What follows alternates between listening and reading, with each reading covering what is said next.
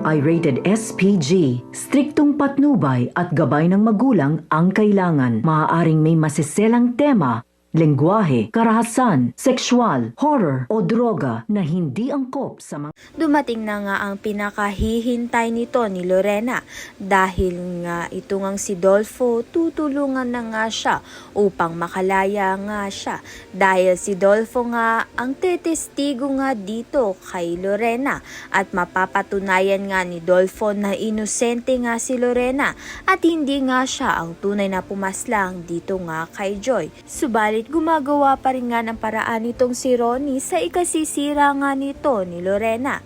Sa kabilang banda naman nga, isasawalang bahala na nga ni Wilfred ang kasal nga nila ni Lorena dahil hindi niya nga matanggap na si Lorena nga ang pumaslang sa asawa niyang si Joy. Subalit hindi pa nga napapatunayan na inosente itong si Lorena kaya naman nga't masama pa rin nga ang loob nito ni Wilfred. Subalit mahal pa nga niya itong si Lorena. Pati nga itong si Amber ay galit na galit nga dito kay Lorena. Kaya naman nga't ikakalat niya nga sa social media ang masamang ugali nga ni Lorena. Kaya naman nga't yan at iba pa ang dapat natin pakaabangan.